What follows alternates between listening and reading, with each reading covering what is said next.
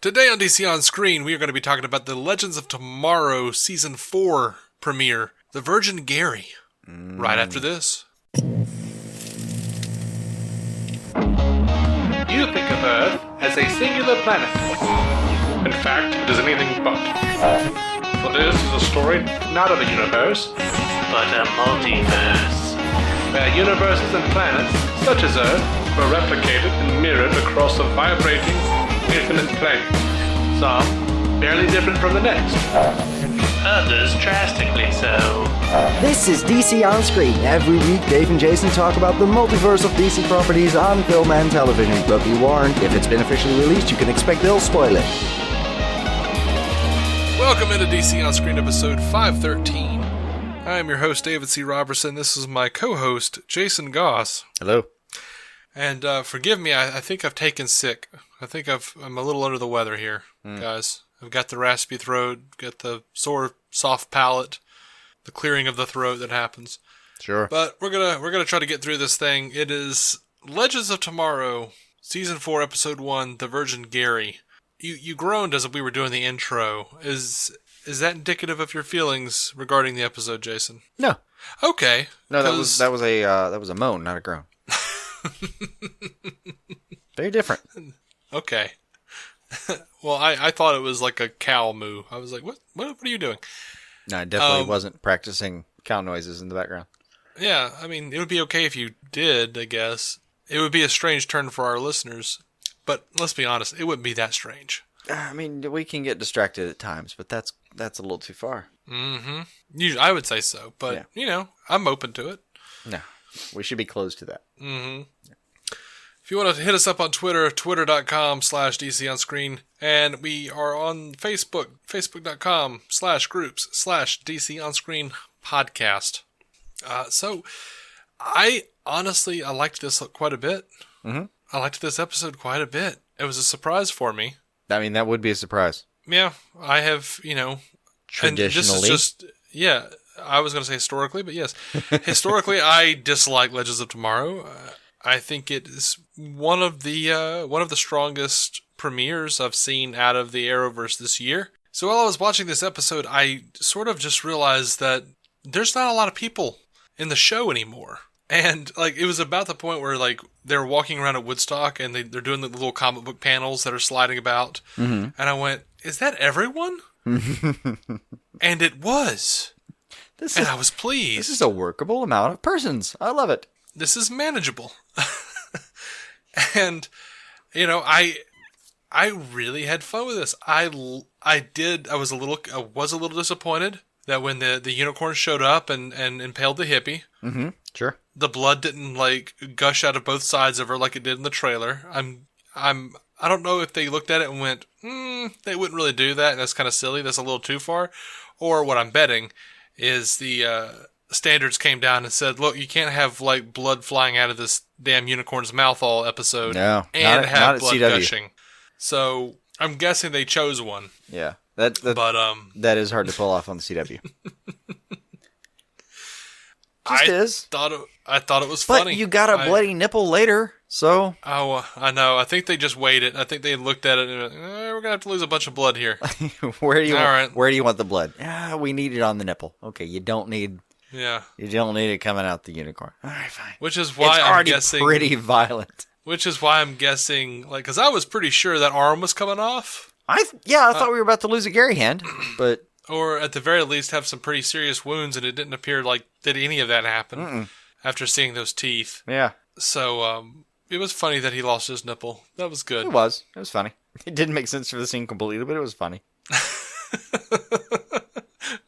my wife Bethany was like, that was real dumb when it came back and just bit his nipple off. Yeah. I didn't care. I thought it was funny. Yeah. Nope, that was good. Yeah. That was silly. It was silly. The whole thing was silly. Yeah. The whole show was silly as hell. For some reason, I thought it worked more this time than it normally does. Yeah. So what? It led to the Constantine line. My soul's going straight to hell, but your nipple got there first. That made me laugh. Gary. But it was worth it. I like that Gary was like, "Are you sure I'm a virgin? Because remember that thing we did?" He's like, "Oh yeah, no, you're definitely a virgin." Yeah, you still got plenty of. Don't worry, plenty of runway left on you, buddy. Don't even worry about it. Mm-hmm. I loved the unicorn sparkle sauce. I loved everything about the unicorn. It was just so dumb. Yeah, it was so fun and dumb. Oh, the inevitable Mick line. It's not a dragon, but it'll have to do. Mm-hmm. And then later, what happened? We were roofied by a horse. Yeah. By the way, I am loving how Constantine is. I feel like Constantine is like really filling the snart role. I've missed that particular type of asshole. Yeah. And I feel like Constantine is close to that kind of demeanor. He is. I mean, there's almost a portion of this episode where we are just going to talk about Constantine, but I feel like it's absolutely justified. Oh, yeah. So, I mean, first of all, it starts off with a Constantine-centric almost, like new show title, like title card or whatever. It's got his... I don't know what the hell those things are in the background, the hieroglyphs or whatever, but it's got his style thing in the background. Like they're doing that in the logo for the show now. Clearly, we're going to go down a very heavy road. Mm-hmm. Well, as Ray so I don't know, unsubtly put it, is unsubtly a word? Sure, plainly. I guess it can be. I guess. People, maybe it'll help the ratings because people like the supernatural. Oh, yeah. That was... we'd seen that in a teaser before where they were kind of making fun of themselves. Like, well, I mean, what if we do this? We've got a small but loyal following. Yeah. That was good. And they also... They took a moment to take a dig at Wally taking like another year kind of half off. Yeah, that was great. That was all... I always appreciate that kind of in-joke. Yeah, I love that. They did a similar thing on Arrested Development many years ago when they kept changing the number of houses, the order number of houses they were making, along with the episode numbers. Like, well, now the investors don't really trust us quite as much, so now we've only got 13 episodes, or whatever it was. Or like, we only have 13 houses. Like, they've shifted the order from 22 to 18, guys. Yeah, that was a good one. I love those kinds of jokes. Yeah, they're fun. I liked it here. And accurate, and it also kind of, in the background, feels like it's a good episode and a great episode arc for Legends where it is right now.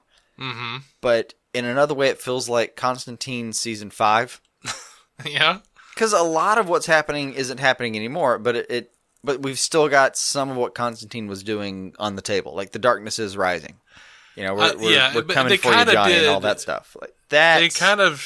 They kind of did with that line, and maybe they're still going to pursue that storyline in some measure from the Constantine series. But when he's like, "The darkness is rising," and Sarah goes, "What does that even mean?" He's like, Exactly. That's the thing. They never actually said what it means, and in a way, they did retrofit it to the show where he kind of says, "Yeah, once you let that one demon out, and a bunch of other ones came out, then we have like a almost a timeline problem, but not actually. I think if you line it up, probably not. If like Constantine, the NBC series happened before all of this, and then there's a moment where he's on Arrow that's really kind of a flashback, so that can happen whenever. And then even then after that, even he's mentioned on Arrow being like, "Oh, John's in hell." Fine, he can go in hell. He could be there for a day, and it would fit fine. Whatever, anywhere. That could be an afternoon for John Constantine. Yeah. So you can fit in the timeline anywhere, and it still makes some sense that, well, what is the whole darkness is rising thing? Oh, I don't know. And he can maybe come back and explain, well, there was this angel or something. I'm really hoping we have some closure to the plot points they had going on. Yeah, I mean, well, did you notice how much through this episode she was like, what happened in the last 5 months? And he's like talking about how everyone he knows, he loves and is close to gets hurt or killed. Yeah. I'm a little afraid of what that means for the main cast of Constantine. I know. But everyone he loves or knows getting killed also means you have a Spectre now, so. If he can stop being Lobo long enough to be Spectre.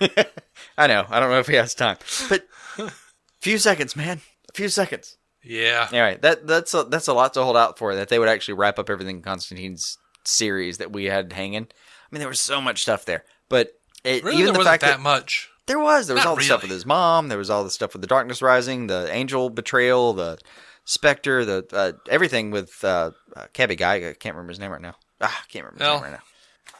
I mean, you know. And the whole I didn't remember semi-psychic character, it's absurd. There's a lot I going didn't on. remember about half of that, so. There's a lot happening. You can pull from it or kill everybody, I guess, Yeah. as you point out.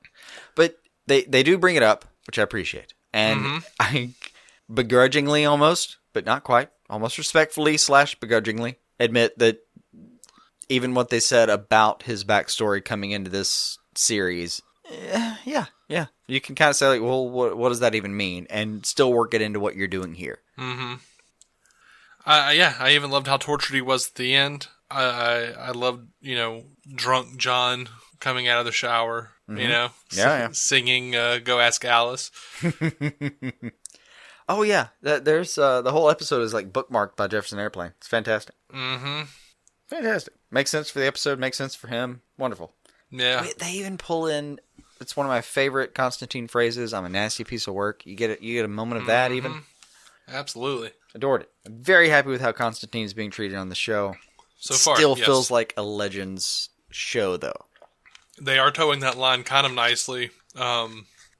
Something about just like how dark and gruesome the episode was really did like ground the really silly shit in a way that I could accept it better, I think. Yeah. I mean, well, that being said, we're getting into something that's going to be exactly that. The Ray and Nora thing, what do you think? I think if it was anyone other than Ray, it would be dumb. But he's got the heart of gold Boy Scout mentality, so you're like, yeah, that makes sense. Yeah, he's such a goofy bastard that I'm like, yeah, you would fall in love with an evil, terrible, murdering psychopath because there was a spark when you touched her hand. Yeah. I'm still not ready to buy it, but they did go through some things together. And it's a little annoying just because I know they're married in real life. And I'm like, oh, this is a stretch to make them... I feel like it's a stretch to make it possible for them to, like, either she needs a job or they need an excuse for him to be, you know, in Vancouver for a certain amount of time without her. And they're like, nope, you know what? We just need her on the show. Like... It doesn't have to be that deep. It could just be... It might not be. Could just be as simple as she's free at this period of time. We're going to be there anyway. Who wants to spend a quarter or more of a year away from your family? Right. I mean, that's something we heard Stephen Amell talking about recently. Is it on the Rosenbaum podcast? Was it Deep Inside You or something? Oh, just inside of you. Inside of you. Deep inside you. Have you given that a shot recently? No, I haven't got around to it. Oh, okay. I've been catching up on other stuff, but it does sound interesting. But I saw some of the excerpts from it, and yeah, like that kind of weighs on him. He's got a family. He's got young kids in particular that he's trying to make a bond with. Like that, yeah, that's a problem. And look, I don't have anything against Courtney Ford. I like Courtney Ford. She's a pretty good actress. You know, she's, I don't know, in the nicest way possible, easy on the eyes. It's not like it's a chore to watch the woman. She fits perfectly.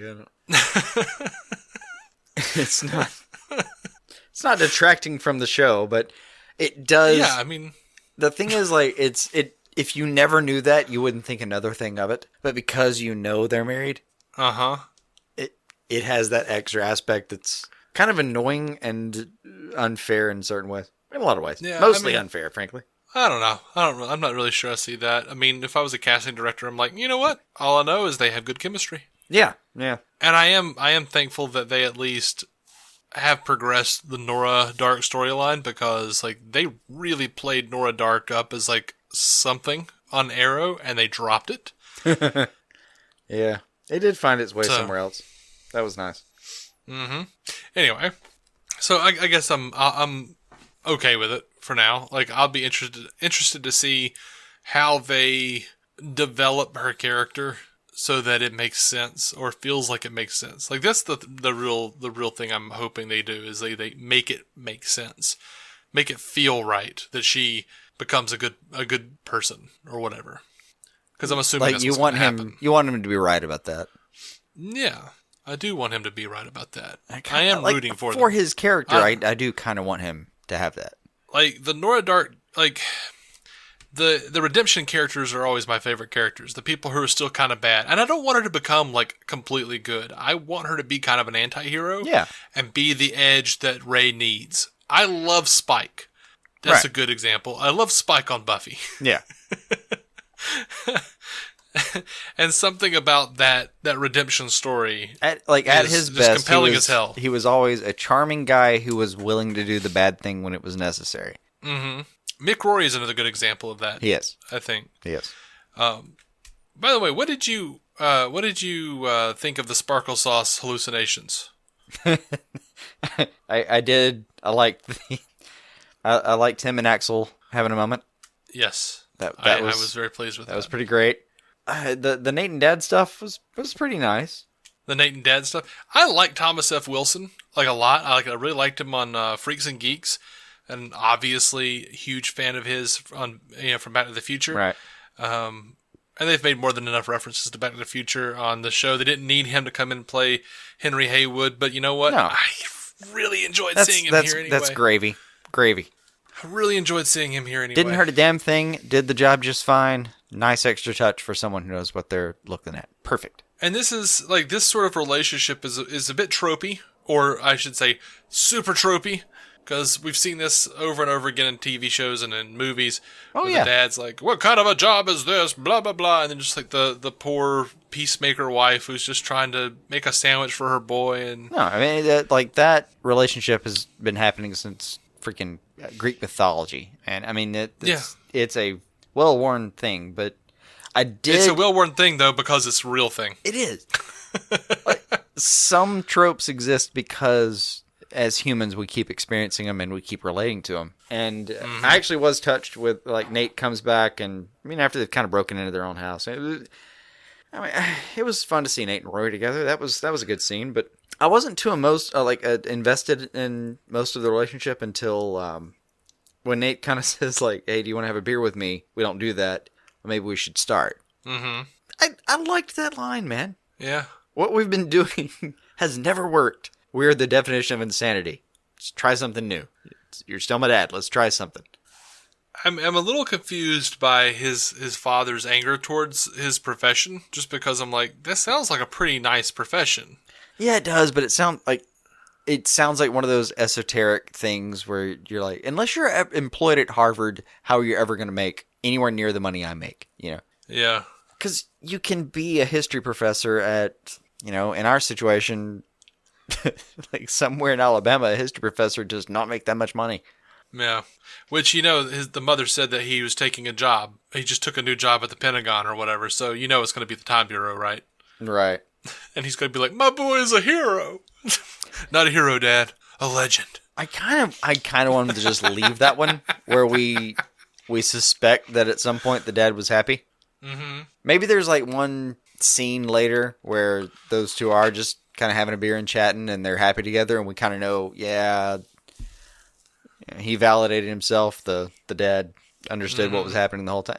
That can have a wrap up, but at the same time, it's the only thing that bores me about the conflict is the wrap up is always someone compromising a little bit.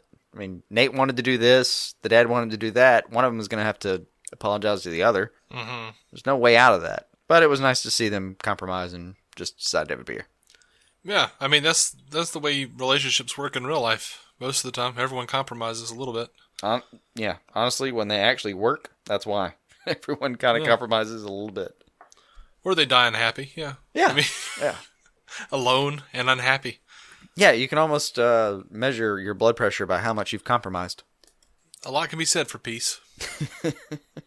Yeah. So, by the way, going back to ratings real quick, not last night's, but what was it? Monday nights? Monday nights. My days are all mixed up. Yeah, they're messing with us. It's going to take a second for us to get used to it. Yeah. The premiere, though, was the lowest ratings the show has ever gotten, pretty much. It was a demo rating of 0.3, just over 1 million viewers. It's not a substantial drop because the last lowest ratings was 1.4 million, a 0.4 rating. But for a premiere especially, for premiere, that's walking off a plank. But who the hell knows, man? I've said it over and over the years. Legends is always my guess that they're going to cancel it, and they never do. They kind of adjust. Now you watch, though, because Constantine's on it as a series regular this year, They're going to introduce some more stuff. They're not going to tie up his storyline. They're going to introduce more shit. It worries me that that's where they're heading. Yeah. They're going to cancel it. Yeah. And then I'm going to be deeply annoyed because I have 2 different series where I've loved this version of this character, and each of them get canceled before they get to really do anything. Mm-hmm. Yeah, I know. It might be a problem. I did. Was it just I me felt or- like it was a strong opener though. So It was a strong opener. Yeah, the only storyline I didn't really care about was really Ava and Sarah. It wasn't even that I didn't care. It was just I was kind of bored by it. I don't feel like I had enough time to be bored by it, but like I'm happy for them as characters. I just kept feeling like they were leaning into the whole Ava being a demon. Oh, The Knuckles act up when she's there. She wants to move in, and suddenly there's activity they didn't know about. Well, I mean, we already know she's a clone. Yeah. I mean, I didn't get that at all. I just got that because she walked away and then the Knuckles started acting up. Yeah. I just felt like it was, convenient, sloppy writing. It might have been that away. too. She walks away, and then Sarah looks over, and the Knuckles move around. Like, I oh kept boy! wondering what shape do the Knuckles take to indicate something, and apparently they just take a shape and move and don't. I didn't see what they indicated. I just didn't catch it. I didn't either. In the 3/4 of a second, I had to stare at their final form, but Yeah, it was I weird. don't know what's going on with that. It was weird, man. Deeply get the feeling though, specifically because she was moving in and because Sarah's, taking a chance and they're maybe happy. And my first thought was like, oh, she's gonna die. Ava? Yeah. Yeah. Now, I'm not saying. Yeah, I'm not saying she's not gonna die. I'm just saying I don't think she's a demon. Maybe I not. absolutely think Ava's gonna die. Maybe not. I had a lot of thoughts about that. Maybe she's Either a demon. that- Maybe it's combined. Maybe she's a demon, so she has to die. I don't know. Don't feel like they're gonna I let think- Sarah be happy. Yeah, I think she's just gonna die.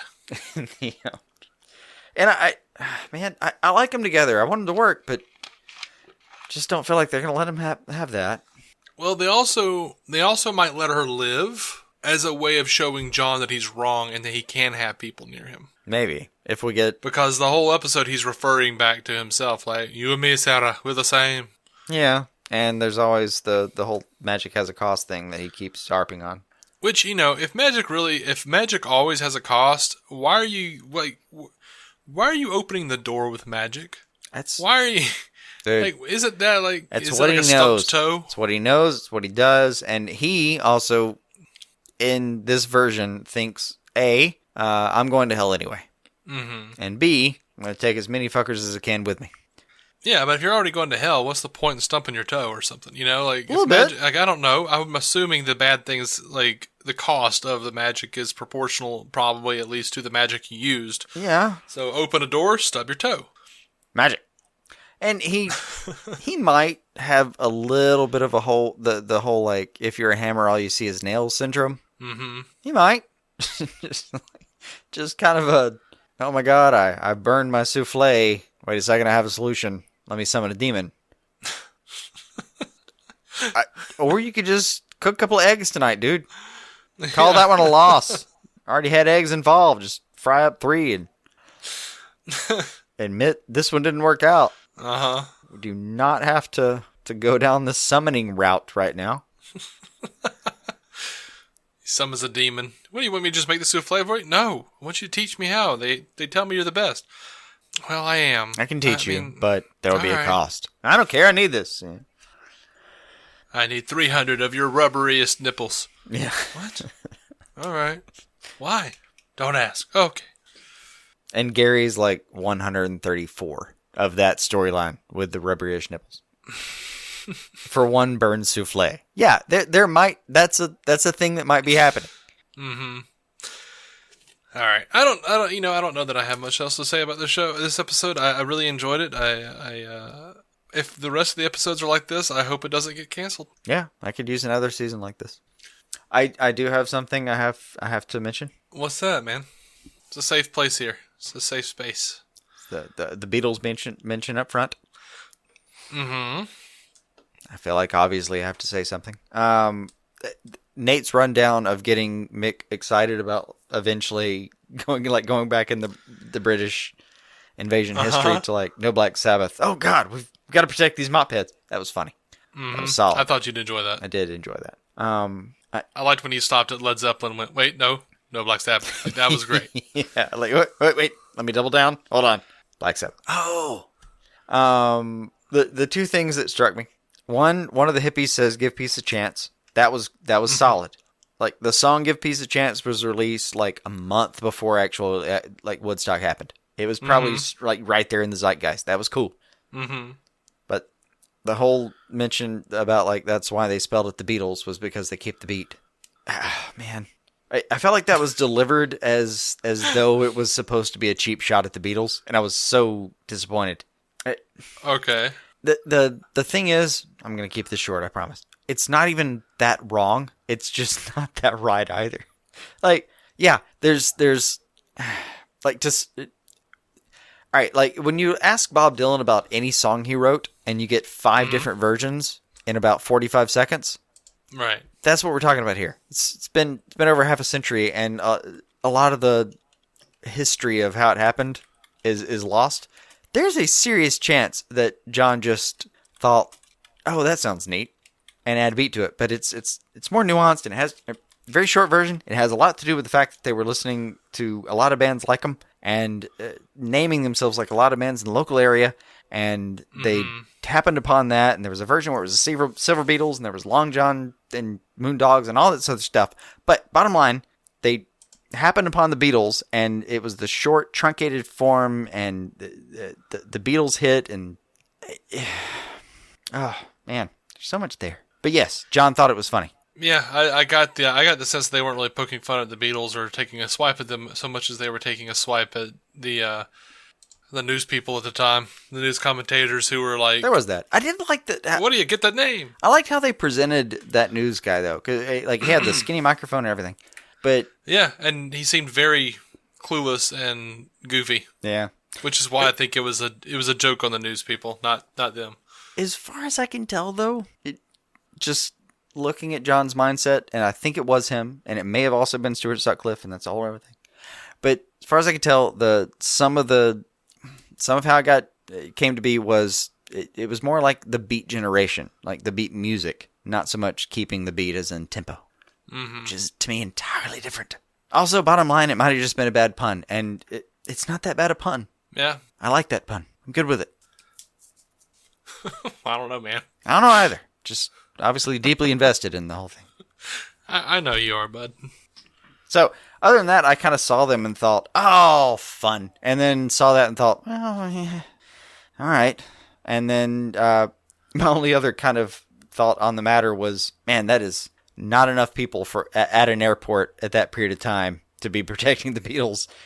That you need like a couple hundred other extras in that shot to make it make sense. I mean, I felt the same way about Woodstock. I'm pretty sure Woodstock was more than 25 hippies in a big field with no music anywhere. Oh, they had like a CGI field of hippies behind them. Did they? Yeah, they had like a rolling field up top with X amount of hippies, and there was a series. Trust me, both of them. I agree. Both of them vastly underpopulated. But I think it was maybe the Beatles at the beginning, and made me feel like the Joplin, Hendrix, and it escapes me now. Who else was there? Garcia. Yeah. I think that may have been a little too much. It was covered quickly, and they moved on. Yeah, that was the saving grace. Yeah, I dug that. All right, I liked it. It was just so funny that they were like, because they could just say whatever John would need for the spell to work. They could just like morph it to those people. I just think it's really funny that they used Garcia's 9 fingers as a catalyst for that. I don't know. It was funny. Yeah. Fair and accurate, though. I mean, sure. I dug that one. All right. I think it's safe to say we dug this episode. Mm-hmm. And that does it for our premieres, or for our premiere reviews. And for now. What do you think next? For now, yeah. What do you think when are we coming back? I don't even know what day it is. Is it Wednesday? It's Wednesday. So next week we'll come back with some news. Is that right? Yes. It has to be right. Yeah, next Wednesday. Okay. It's a week. It's a week from now. It's a week from now. And I'm annoyed because, man, some awesome news. Yeah, there's some awesome news out there. Mm-hmm. Yeah. Stuff we haven't talked about on the show. We're already kind of talking about some of it over on the Facebook group, facebook.com/group/DC On Screen Podcast. We're talking about it on Twitter we haven't yet, actually, not fully, but DC at DC On Screen. Go check us out. Yeah. And if you're listening to this episode, you probably like a little bit of sci-fi, and looks like we're going to be dropping, or we have already dropped, our first 4 episodes of our Star Trek podcast, me and Matt of the Marvel Cinematic Universe podcast. So we'll have a link up somewhere at some point, because it's not on iTunes or Stitcher yet, but it's about to be. Mm-hmm. So kind of keep an eye out. Until next time, guys, keep some DC on your screen.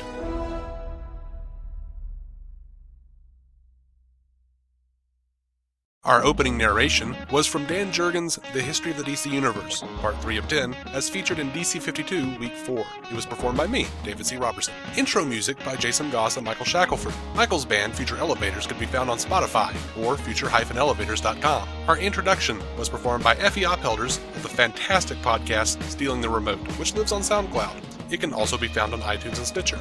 We are proudly in partnership with TV Time, TV show calendar and social media site that lets you keep track of what you're watching, what your friends are watching, and where you all left off. DC On Screen is a maladjusted production. Visit maladjusted.tv for more from me and Jason, including sketch comedy, an improvised web series, vlogs, parodies, and more. Are you maladjusted? We all love the low country lifestyle, which is why we should do our best to protect it. To get insurance that helps you protect your home from whatever the low country throws at you, contact CT Lowndes & Company today. Their local agents can review your coverage to help make sure you're properly protected. CT Lowndes & Company has been helping protect and insuring the low country since 1850. Visit ctlowndes.com to learn more and request a quote. That's ctlowndes.com.